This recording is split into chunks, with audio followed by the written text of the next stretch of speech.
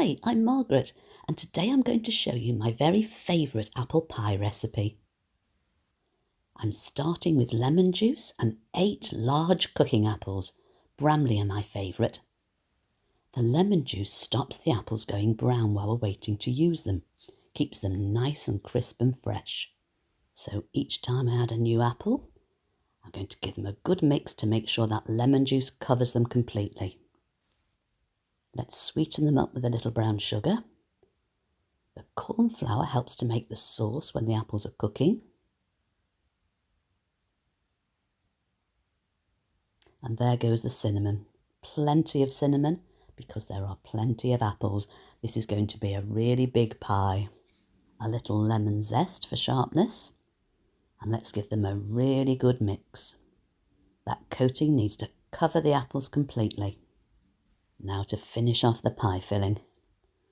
A bit of butter, a bit of coriander, and once that's melted, we can pop the apples in. I'll probably take a couple of batches here, there's so many, but I need to turn them as I'm cooking them, very carefully so they don't break, and they mustn't be cooked too much, just until they're tender.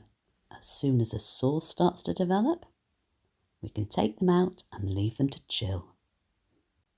Here's the link to my pie crust recipe. I'll pop it down below in the description as well. Now I like the base of my apple pie to be nice and crisp as well as the top, so I'm going to par-bake it first, and I've got a few tricks later on in the video to help the top of the pastry to stick to the par-baked base. It's much easier to roll a nice thin pastry between 2 pieces of baking paper. But don't forget to flour it. Now let's just check for size. We want a bit of an edge. Yep, that will do nicely. The trick to getting the pastry onto the rolling pin is to roll it quite loosely. And then lift and roll it backwards the other way. That should fit. There we go, just tick that last little bit over. Now we want the air to come out, so lift every bit of edge and push gently with your other hand into the base. Let's just fill that hole. We don't want any leaks. I don't tend to fill this with beans or any weights. I like to prick it with a fork quite thoroughly on the base. This helps to stop the pastry rising and forming bubbles. And I also take the pastry and just leave it hanging over the side of the dish. And this stops it shrinking and falling down the sides. It's only just cooked, and I'm spreading egg white over this, which will help to waterproof the base a little. Then in with the apple pie filling. It's nice and cold.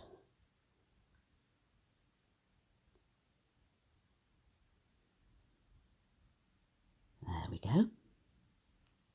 And what's an apple pie without caramel? This is homemade, and I'll pop the recipe link down below in the description again.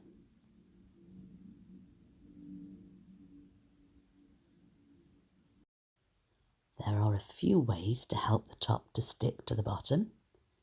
Firstly, with a little egg white brushed around the edge. On it goes. Let's give it a rough trim first. And then gently push the edges together. The pattern around the edges will also help the pastry to stick. That little bit of pressure gives it a helping hand. This teaspoon is floured so it doesn't drag the pastry. And one more little press with a floured fork. There, that pastry's not going anywhere now. Now I've popped an extra egg yolk into this egg wash. That'll get it lovely and brown and gorgeous.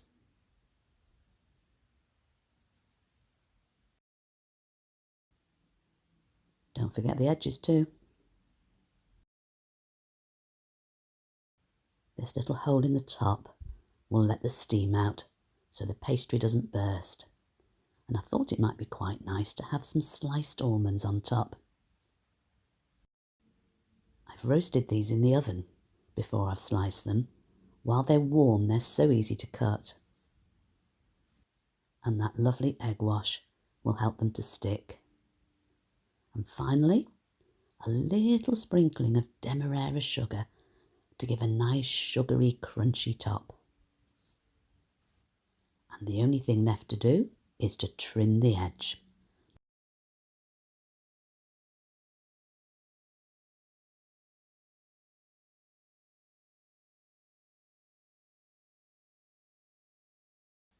Once it's baked, serve hot or cold with ice cream or custard. Now when you look at that lovely caramel layer, couldn't you just dig your spoon in? Do you know, I think I'll just do that. Have a great week. Thanks for joining me. Take care. Catch you soon.